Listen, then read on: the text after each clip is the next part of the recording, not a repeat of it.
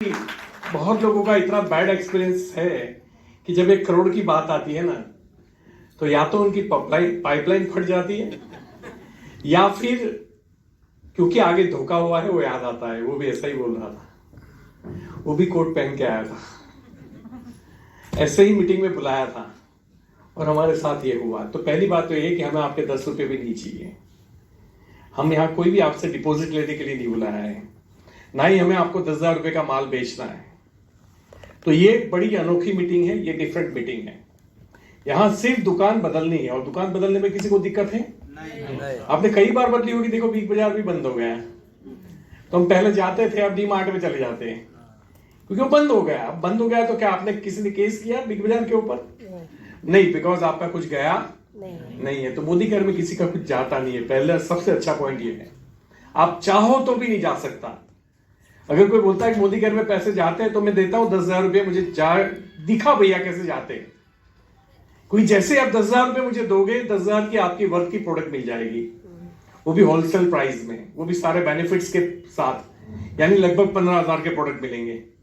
तो नुकसान कुछ भी नहीं है, फायदा अब जो जीता वही सिकंदर।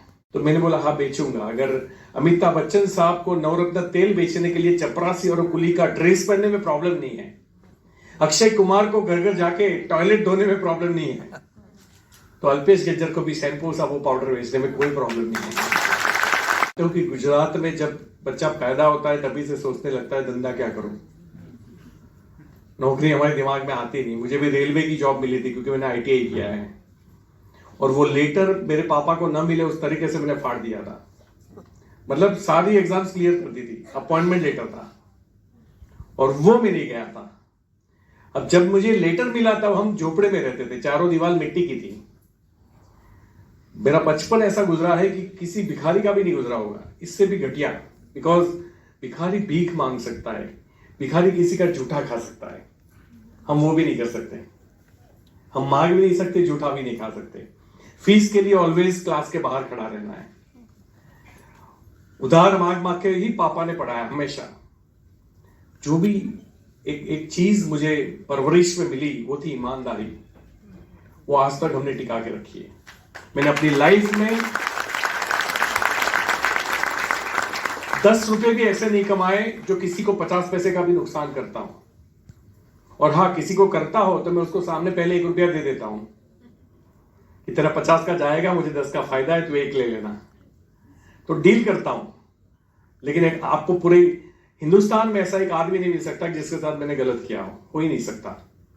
वो मुझे परवरिश में मिला और मुझे लगता है कि यही एथिक्स की वजह से आज मैं जहां कहीं भी खड़ा हूं। उसका रीजन आज साल के 1.5-2 करोड़ आते हैं। इवन ड्यूरिंग कोविड सबसे बुरी परिस्थिति थी। जिन लोगों के बड़े बिजनेस हैं उनको बड़ा लॉस था, बड़ा इन्वेस्टमेंट था, उनको ज्यादा पेशेंस रखना पड़ा और वो लॉस कवर करने में लगे हुए आज भी। लेकिन ड्यूरिंग कोविड 2021 की मेरी इनकम थी 1.94 करोड़, यानी लगभग 2 करोड़। तो ये हवा में कोई गोलीबारी नहीं है, इसलिए मैं एग्जैक्ट फिगर बता रहा हूं, नहीं तो मैं 2 करोड़ बोल सकता था। लेकिन 1.94 करोड़ जो आपको दिखा सकता हूं वही बता रहा हूं। वो आपको इनकम टैक्स डिपार्टमेंट में भी एंट्री मिलेगी और मेरे बैंक अकाउंट में भी एंट्री मिलेगी। मैंने 10 साल में जगुआर खरीदी, London, Moscow, Turkey, Malaysia, Singapore, Australia, Bangkok, Pattaya, Singapore, Malaysia, कई कंट्रीज हम 2-2, 3-3 बार घूम के आए। ये सिर्फ 10 में से 2 साल निकाल दो कोविड के, उसमें कोई फॉरेन ट्रिप नहीं थी। हमारी 2 ट्रिप कैंसिल हुई, हांगकांग थी और शायद मॉरिशस थी। कैंसिल इसलिए की कि कंपनी ने तो बजट बना लिया लेकिन हम जा ही नहीं पाए। मैं आपसे ये कहना चाहता हूं कि भरोसा नहीं है ना, उसका एक ही रास्ता है कि भरोसा करने के लिए जितने प्रूफ चाहिए उतने इकट्ठे करो। लेकिन ये कह के हॉल से निकल जाना सब बकवास है। तो यह आपको नहीं, आपकी आने वाली पीढ़ी को नुकसान है। आप सरवाइव कर जाओगे, आधी तो कट गई होगी, आधी बच्ची होगी वो भी निकाल दोगे। लेकिन जब हमारे बच्चे बड़े होंगे जो आज बहुत छोटे हैं, वो 10-20 साल के बाद इसी अपॉर्चुनिटी में आएंगे तो एक भी घर बचा नहीं होगा जो मोदी घर की प्रोडक्ट नहीं खरीदता होगा। बेचेगा कहां? है ना, जिन गोरों ने हमारे ऊपर राज किया था, आज उस गोरों को नहला धुला के हम पैसे कमाते हैं।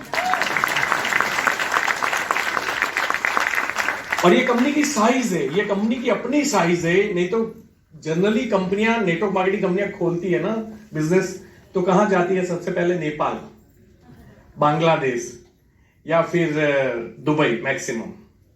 लंदन बड़ी बात है, एक एक प्रोडक्ट को पेटेंट कराने के 2-2 करोड़ देने पड़ते हैं।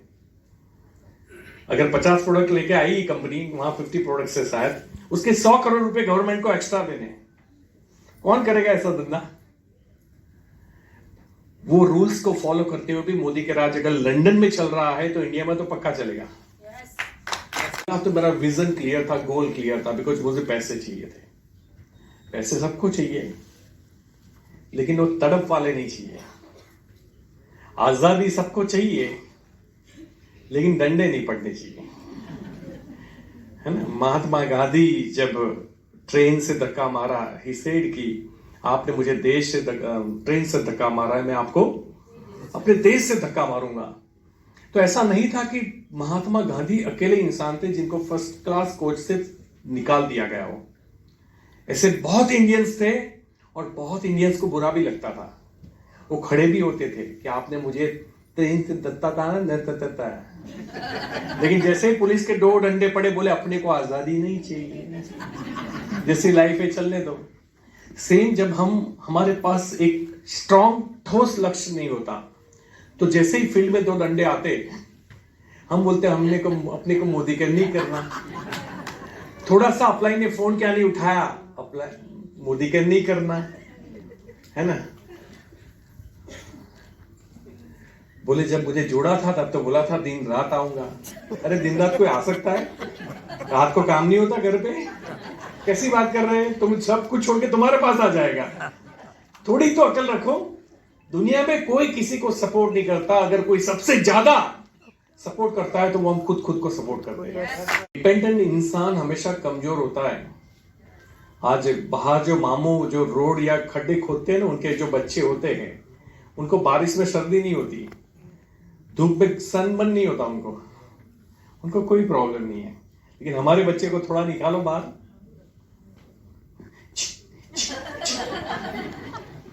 फुल जड़ी,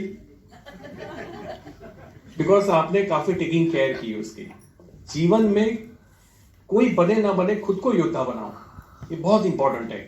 और योद्धा बनने के लिए टफेस्ट गोल होने चाहिए आपके पास। मैं नसीब वाला हूं कि मुझे 1.5 करोड़ का कर्जा था। कभी भी तकलीफें आपको तोड़ने के लिए नहीं आती, तकलीफें आपको निखारने के लिए आती है। जिनके जीवन में तकलीफ नहीं आई, जिनके जीवन में तकलीफ नहीं आई, वो कभी निखरा नहीं, वो बिखरा ही है। और जिनके जीवन में जितनी ज्यादा तकलीफ है, वो आपको इतना पावरफुल दिखेगा। यही प्रोसेस है कि इंसान अपने बॉडी को सौष्ठव बनाने के लिए जिम जाता है, और वही इंसान जब जीवन में बुरी परिस्थितियों से लड़ता है तो उसका अंदर का सौष्ठव बनता है। आप तकलीफ की कोख से ही जन्म लेती है, और तकलीफ की कोख लोगों को पसंद नहीं है। मेरी गलती से आ गई, मेरी मर्जी नहीं थी, पैदा हुआ, नसीब अच्छा था, ऐसे घर में पैदा हुआ जहां छत का भी ठिकाना नहीं था। कभी टेढ़ी बारिश आती थी, दीवार गिर जाती थी, बिकॉज मिट्टी की दीवार थी चारों। पापा ने 50 साल किराया भरा है। आज हिंदी ठीक ठाक बोल लेता हूं, तब मेरी गुजराती भी ठीक नहीं थी।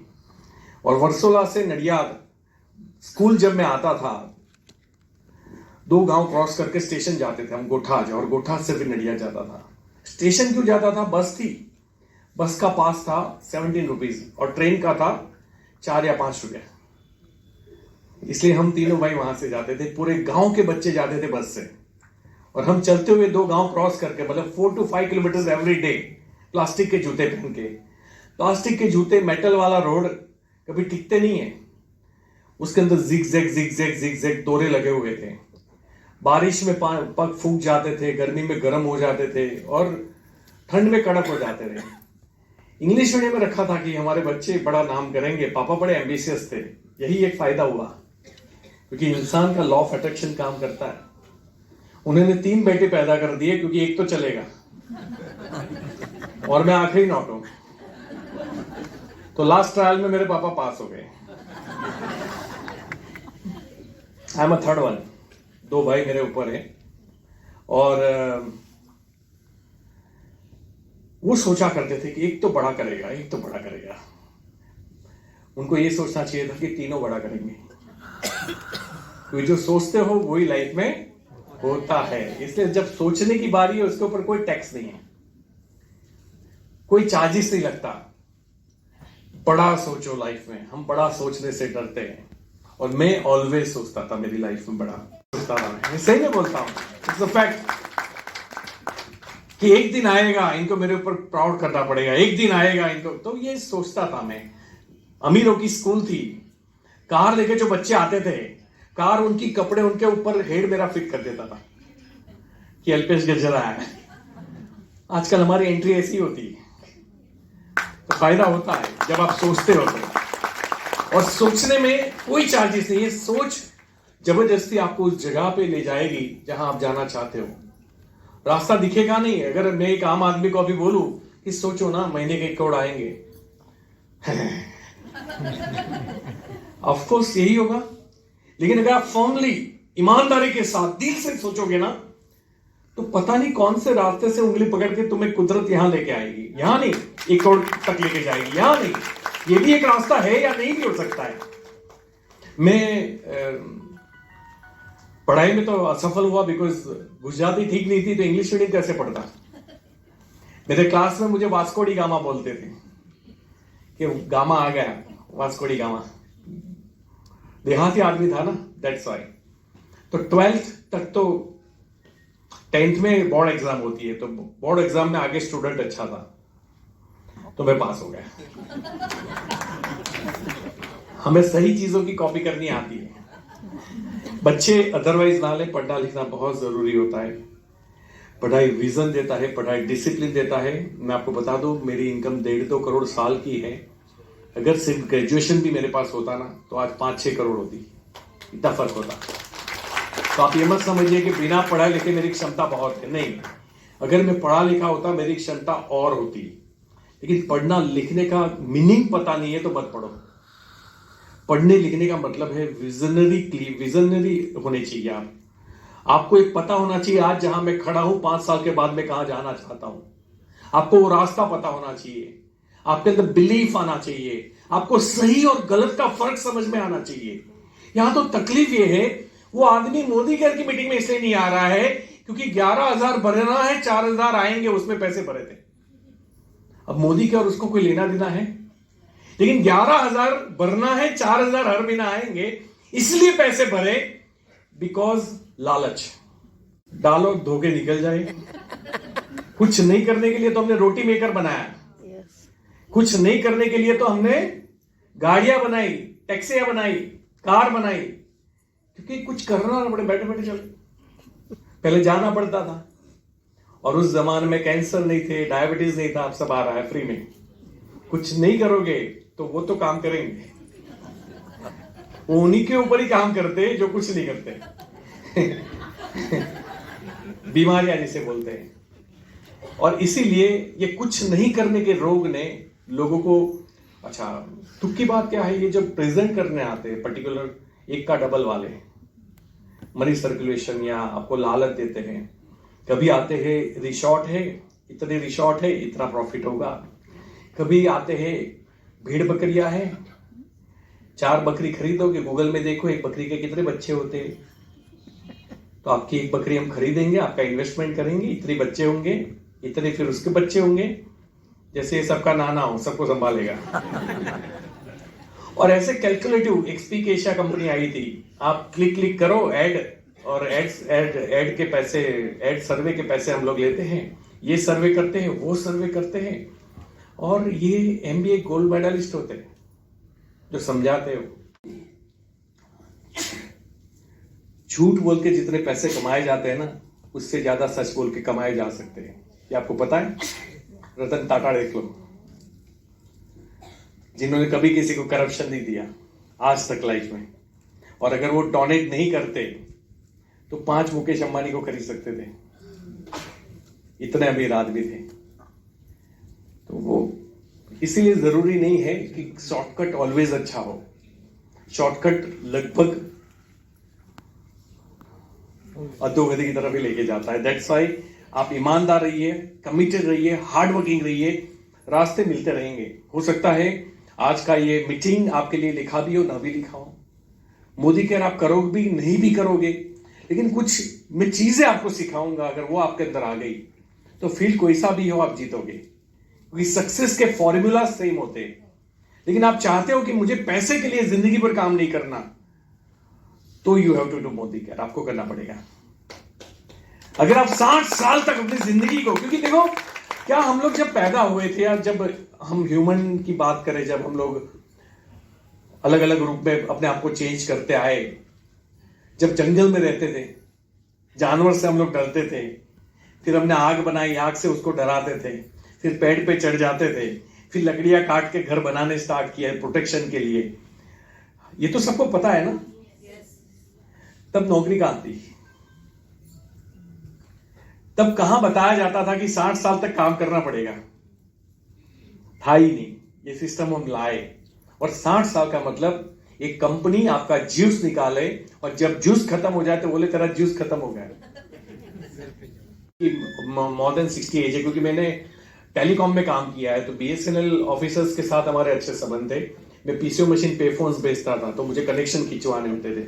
उनकी और हमारी बॉन्डिंग आज भी है। 25-30 साल पहले जो मैं बिजनेस करता था, आज भी हमारी बॉन्डिंग है। तो काफी सारे लोग रिटायर, बोले अब रिटायर्ड हो गया, अब मजे करूंगा। मैंने बोला चलो पहाड़ चढ़ते हैं। बोले नहीं नहीं चढ़ा जाए। तो कौन सा रिटायरमेंट का मजा ले रहे हो? सिर्फ घर पे बैठे हो आप।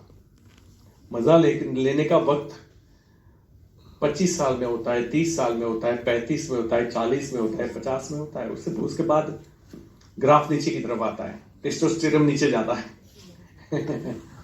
मैं इसीलिए आपसे ये कहना चाहता हूं कि अगर आप ये चाहते हो आपके जीवन में कि हम भी वो ऐसे जीना चाहते हैं कि जब नदी दिखाई दे तो आपकी नजर नदी पे टिक जाए, क्या नदी बह रही है। पहाड़ चले तो आपकी नजर पहाड़ पे रुके, क्या हरा भरा लश ग्रीन है, और आप उसके अंदर इन्वॉल्व हो जाओ। यहां तो पहाड़ जा रहा है और साला कल उसको पैसे देने हैं, बच्चे की फीस भरनी है, साला अब यहां से कहां जाऊंगा। अब हम जी नहीं रहे, प्रेजेंट में है ही नहीं कोई भी, बिकॉज हम एक्चुअली लाइफ का मीनिंग ही नहीं समझ पाए। और मैं आपको बता दूं, मैं अपने इसलिए मैंने लालचू वर्ड वापस लिया था, क्योंकि हर इंसान ऐसा नहीं होता। मैं खुद भी नहीं हूं।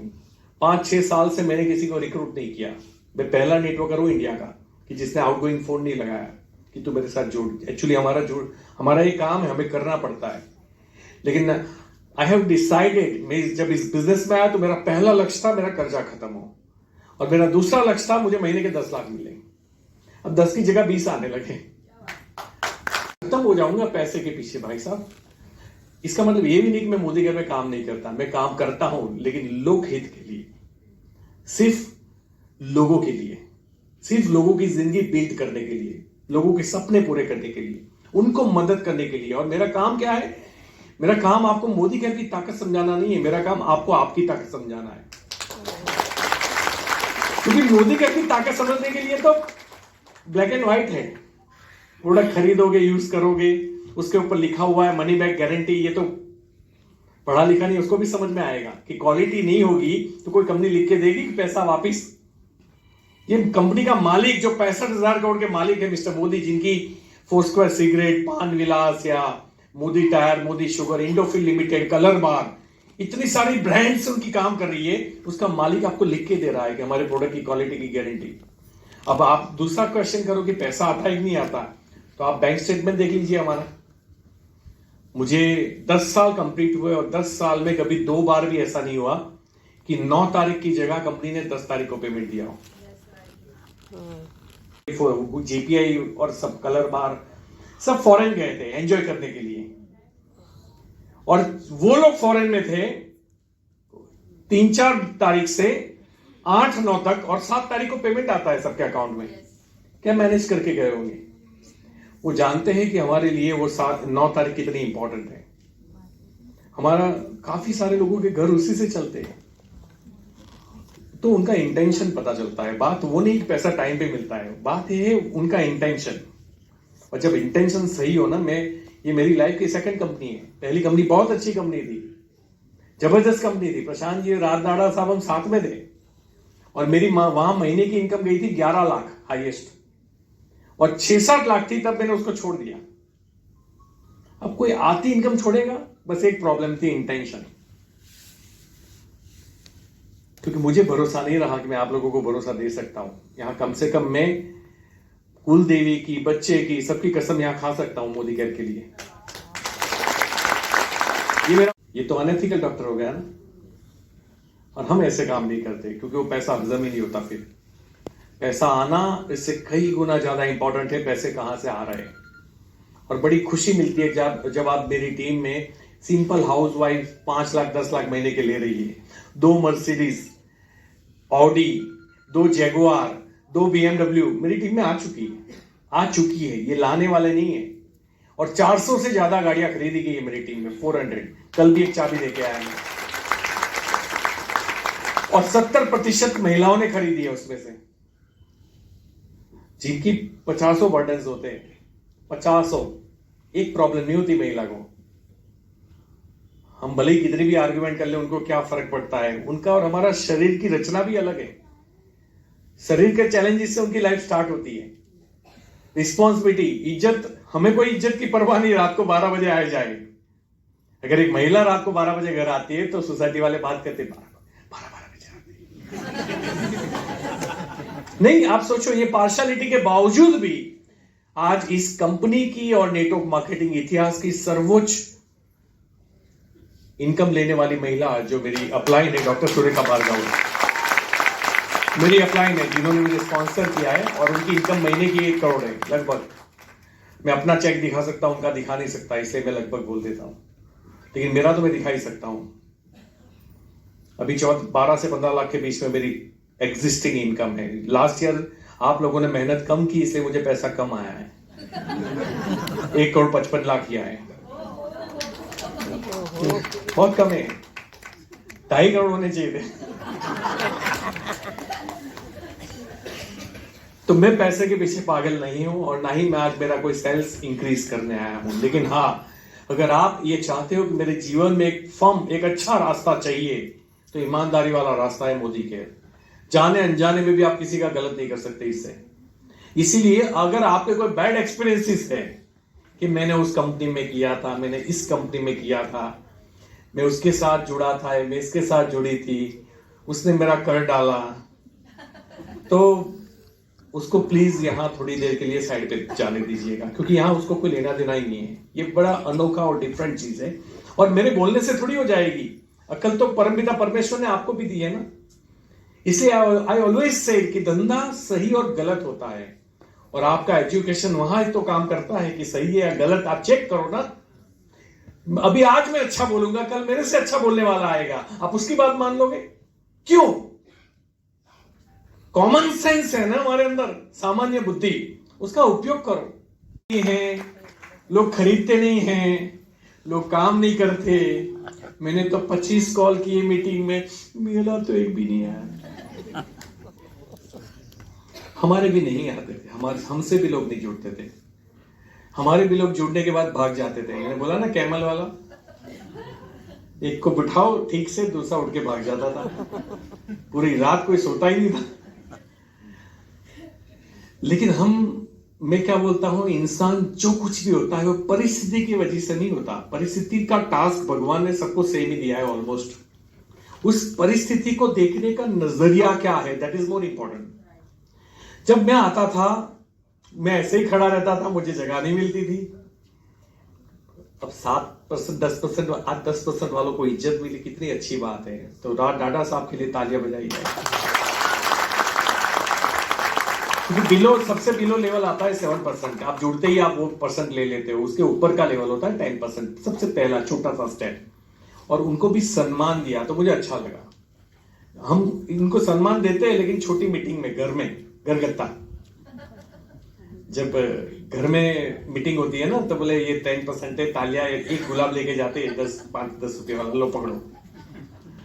तो वो छोटी मीटिंग में होता है, बड़े स्टेज के ऊपर ये सम्मान नहीं मिलता। तो ये मिला। तो धंधा सही और गलत होता है। धंधा छोटा और बड़ा कभी नहीं होता। छोटा और बड़ा होता तो जूते का बिजनेस बाटा नहीं बनता, और लोहे का बिजनेस टाटा नहीं बनता। और यही तो आपकी बुद्धिमत्ता की आपको चेक करना है। अगर आप पढ़े लिखे हो ना तो आप चेक करो ना, गलत कुछ नहीं है नंबर 1, क्योंकि एक सही इंसान सबसे पहले चाहेगा गलत नहीं होना चाहिए। नंबर 2, ये लोगों को फायदा करेगा कि नहीं। दूसरा, अगर और सही इंसान है तो खुद से पहले लोगों के बारे में सोचता है, वो भी चेक कर लो। और तीसरा आता है कि मुझे फायदा होगा कि नहीं। जब मैं आपको 50 लोगों के चेक्स दिखा सकता हूं, 500 लोगों को कमाते हुए दिखा सकता हूं, 500 लोगों की गाड़ियां दिखा सकता हूं, मेरी टीम की बात कर रहा हूं, और उसके बावजूद भी अगर आप ये सोच रहे हो कि मेरे से होगा कि नहीं, तो मैं जरूर पूछूंगा कि आप किस जहान से आए। तो मैंने फिर नौकरी ढूंढना स्टार्ट की, और मुझे पहले इंटरव्यू में बड़ौदा में पूछा गया, एलिवेटर की कंपनी थी, मैंने आईटी इलेक्ट्रॉनिक्स किया है, तो मुझे एज ए टेक्नीशियन काम मिलना चाहिए। उन्होंने मुझे पूछा कि झाड़ू साफ कर दोगे, ऑफिस सफाई कर दोगे मॉर्निंग में आके। मैंने बोला हाँ कर दूंगा, शायद मुझे नौकरी मिल जाए। वो नहीं मिली बिकॉज मैं बहुत दूर से आता था। उन्होंने सोचा ये आएगा कब, नडियाद आएगा, नडियाद से फिर यहाँ आएगा, क्योंकि एड्रेस तो लिखा हुआ था। देन मुझे एक जॉब मिली, और पीसीओ मशीन की कंपनी थी। 1 साल नौकरी की, कहीं से 75,000 उधार लिए, पीसीओ मशीन बेचना चालू किया। उस धंधे को मैंने 8-10 करोड़ पे पहुंचाया साल का। और मैं मोदी केयर में आने से पहले मेरा घर, ऑफिस, गाड़ी खुद की ही थी। लेकिन प्रॉब्लम ये हो गई कि मोबाइल इतने सस्ते हो गए कि हमारा पीसीओ का धंधा ही बंद हो गया। तो डेफिनेटली जो 8 करोड़ का टर्नओवर है, अगर वो 1 साल में 40 लाख पे आ रहा है, तो आप 25 लोगों की तनख्वाह कैसे दोगे। तो मैं थोड़ा फ्रस्ट्रेट था। मेरे पास 40-50 लाख कमाए हुए खुद के अकाउंट में पड़े थे।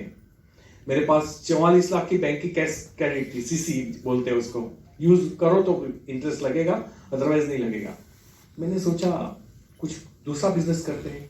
मैंने जो 14 साल टेलीकॉम फील्ड में बिजनेस किया ना, उसमें 5 साल मैंने बहुत मेहनत की थी, और तब मुझे नहीं पता था कि मैं कर्जे में क्यों गया। लेकिन आज मेरे पास जवाब है, और मैं आपको जवाब दे देता हूं। 5 साल बहुत मेहनत की थी, 7 साल या 8 साल या बाकी के जो भी साल थे, 9 साल, उसमें मैंने कार और फ्लाइट में आना जाना, डोरबेल बजा के पानी का ग्लास मंगवाना, 12 बजे ऑफिस आना, 5 बजे घर चले जाना, सब ऑटोमेशन वाली ऑफिस चल रही थी मेरी। तो काम करने की जो आदत थी वो चली गई। आपके साथ कोविड में हुआ होगा। कोविड में कितने लोग एक्सपायर हुए, हमें खेद है, दुख है, लेकिन सबको एक न एक दिन जाना है। एंड वी आर लकी कि हम लोग जिंदा है। लेकिन वी आर अनलकी कि उस 2 साल में घर पे बैठ के हमें हर काम घर पे बैठ के करने की आदत हो गई। काम नहीं करने की आदत की वजह से मैं नए बिजनेस को उठा नहीं पाया। देखना, कमी मेरे टैलेंट में नहीं थी। ये वही अल्पेश गज्जर था जो पूरे देश में नंबर 1 पे पहुंचा था पीसीओ मशीन बेचने में, और वो वेव स्केल नहीं बेच के आया, वो सिक्योरिटी कैमरा नहीं बेच पाया। मैंने 2 बिजनेस स्टार्ट किए, बंद करने पड़े। और फिर किसी ने शेयर मार्केट का बोला, हम कूद पड़े। हम बड़े एग्रेसिव इंसान हैं, हर चीज फास्ट करते हैं, तो उसमें फास्ट कमाए और फास्ट खोए। 30-40 लाख गए, बैंक की सीसी थी वो भी गई, और बैंकों से लोन लेता रहा, लगभग और 1 करोड़ लिया, तो 1 करोड़ 39-36 लाख 14 बैंकों से मैंने लिए थे। जब तक चेक बाउंस नहीं हुआ मुझे लोन मिलते रहे। फिर लोन मिलना बंद हुआ और मैं बैंकरप्ट हो गया। मतलब दोस्तों ने बोला, एक के पापा जज थे, एसपी थे, कि अल्पेश इंसॉल्वेंसी डिक्लेयर कर दे। मैंने बोला नहीं, पैसे मुझे चुकाने हैं। तो लोग हंसने लगे, कैसे चुकाएगा, तेरे पास बड़ी डिग्री नहीं है, पैसा नहीं है। जो प्रॉपर्टी मेरे पास उस वक्त थी, तब वैल्यू नहीं थी, हाँ 2008 की बात कर रहा हूं, उस प्रॉपर्टी की वैल्यू 60 लाख थी। वो बेच भी दूं तब भी 1 करोड़ रुपए लगभग बाकी रहेंगे। मैंने बोला वो ऊपर वाला देखेगा, आप लोग जितना मुझे मॉरल सपोर्ट कर सकते हो करो। 15 दोस्तों ने बोला हम 1-1 लाख रुपया दे रहे हैं, तो कोई बिजनेस स्टार्ट कर। 15 नहीं, 25 दोस्तों ने। मैंने बोला 25 लाख में 1.5 करोड़ किस में आते बताओ मुझे, कोई कमा रहा है? बोले नहीं। तो मैंने बोला अपने पैसे अपने पास रखो। देखो तब भी मैं इतना ईमानदार था, क्योंकि मुझे पता था कि 5-7 लोग तो दे पाएंगे, बाकी के लोग कहीं से लेके मुझे देंगे। सारे 25 के 25 दोस्त अमीर तो मुकेश अंबानी के भी नहीं होंगे तो मेरे कहां से होंगे। तो मैं चाहता था मैं बर्डन ना बनूं, लेकिन कुछ रास्ता निकालो। तो एक ने बोला अमेरिका चला जा, तो मैं वो भी तैयार हो गया। लेकिन ये जो मांगने वाले होते हैं ना, इनके जो प्राइवेट बैंकिंग होती है, एनबीएफसी, वो और खतरनाक होते हैं। वो बुटले, मतलब मुस्टंडे आते हैं घर पे, अनाप शनाप बड़ी बड़ी आवाज में बात करते, रात को आके बैठ जाते थे। तो मुझे लगा यार मैं बीवी बच्चों को छोड़ के तो जा नहीं सकता अमेरिका, वो भी 2 नंबर में ही जाना था। बोले वहां पास, मैंने बोला यहाँ कुछ मिल जाए। और तब मुझे ये धंधा बॉम्बे से मिला था, मैं आपको बता दूं। मलाड ईस्ट में आया था, होटल मनाली में, एंड एक बुजुर्ग ने बोला मेरी साल की इनकम 2 करोड़ है। मैंने बोला यार ये आदमी झूठ बोल रहा है। जो नॉर्मल हमारा जो व्यू होता है, तो मेरे दोस्त ने बोला तो चेक कर। एक तो वो पान की पिचकारी थूक रहे थे, मुझे लेके आया था मनीष। मैंने बोला मनिया इसको बहुत थूके नहीं। बोले किराया उसी ने दिया है, बहुत थूकने तो भी। ये मेरा पहला एक्सपीरियंस था। और BMW ऑडी आई थी हमें मिलने के लिए। मेरा दोस्त था वो गैरेज वाला। मैंने बोला तुझे कैसे जानते? बोले he is my business partner. मैंने बोला चला ये गैरेज वाले के पास बिजनेस पार्टनर बॉम्बे में, वो भी ऑडी BMW। तो मुझे कुछ समझ में नहीं आ रहा था ये धंधा है क्या। तो जैसे मुझे बोला कि 2 करोड़ की इनकम है, तो मैंने बोला इनकम प्रूफ मिलेगा? बोला हाँ मिलेगा। तो उन्होंने ड्राइवर को फोन किया, बैग आई, मुझे कुछ कॉपियां दी, मैंने वो जेरोक्स निकाली, चार्टर्ड अकाउंटेंट के पास गया। मेरे सीए ने बोला ये सच है। और सीए ने एक और बात बोली, मुझे भी बताना क्या है। क्योंकि उन्होंने भी एक साथ 2008 में इतनी इनकम नहीं देखी थी 2 करोड़ रुपया किसी, उनके पास भी ऐसी फाइल नहीं थी। फिर मैंने ये नहीं देखा कि मैं किसी को मदद करूं, किसी का भला करूं। मैंने ये देखा मैं किसी के साथ गलत ना करूं। आज 14 बैंकों ने केस किया है, 1400 लोग नहीं करने चाहिए। तो धंधा ईमानदारी वाला होना चाहिए। कल मैं नहीं हूं, कंपनी नहीं हूं कि मेरे घर पे नहीं आना चाहिए। मैंने वो चेक कर लिया और मैंने कंपनी स्टार्ट की। अब स्टार्ट की ना तो इनिशियल स्टेज में ना मुझे फोन पे बात करनी आती थी। मैं बोला एक जबरदस्त धंधा है, मैं मनीष के नीचे, तू मेरे नीचे।